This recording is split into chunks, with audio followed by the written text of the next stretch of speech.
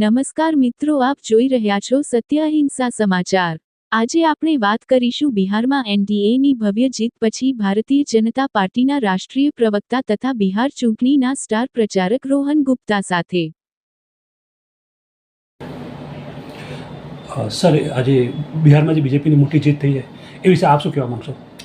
બિહારમાં જે એનડીએની જીત થઈ છે એ ક્યાંક ને ક્યાંક 20 વર્ષની જે વિકાસધારા બિહારમાં ચાલી અને નિરંતર સરકાર દ્વારા જે રીતે જંગલરાજને હટાવવામાં આવ્યું, જે રીતે યોજનાઓનો લાભ જનતાને મળ્યો, તો બિહારની જનતા ચાહતી હતી કે જે 20 વર્ષ કામ થયું છે બીજા 5 વર્ષ થાય।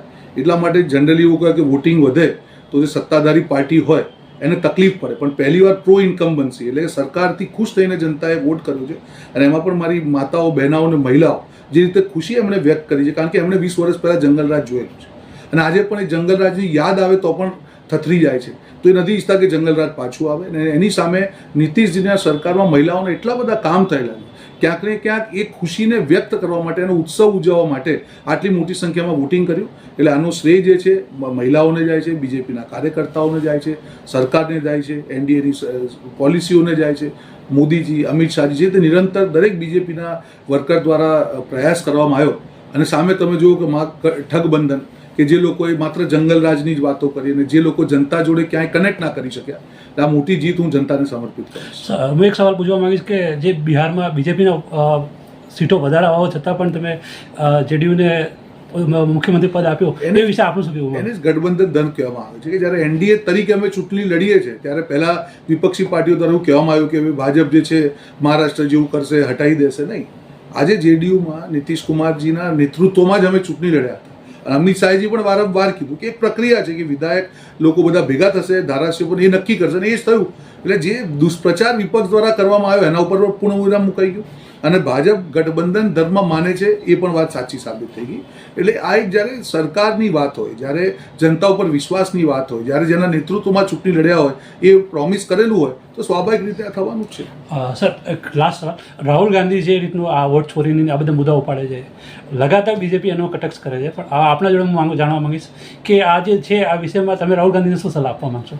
સલાહ એક જ છે કે વોટ ચોરી જેવા મુદ્દા છે ક્યારેય જનતાને કનેક્ટ નથી કરતા। ક્યાંક ને ક્યાંક રાહુલ ગાંધી દ્વારા મુદ્દો એટલે ઉછાળવામાં આવે છે કે જ્યારે પણ તમે ચૂંટણી હારી જાઓ એટલે કોઈ બીજા ઉપર એનું થોપણ કરવામાં આવે। કારણ કે હરિયાણામાં હાર્યા, પાછો હરિયાણા એમને 2 વર્ષ 1.5 વર્ષ પછી યાદ આવ્યું કે વોટ ચોરીના લીધે હાર્યા। એટલે આ રીતે નથી થતું। વોટ ચોરીની વાત એટલા માટે નથી કે જે 65 લાખ વોટરોના નામ બિહારમાં કાઢવામાં આવ્યા એમાંથી એક પણ વોટર ને કોંગ્રેસ પાર્ટી દ્વારા લઈ જઈને ઇલેક્શન કમિશનને કહેવામાં નથી આવ્યું કે આ વ્યક્તિનો વોટ નથી, તો પછી કયા 65 લાખ લોકોની વોટ ચોરી થઈ?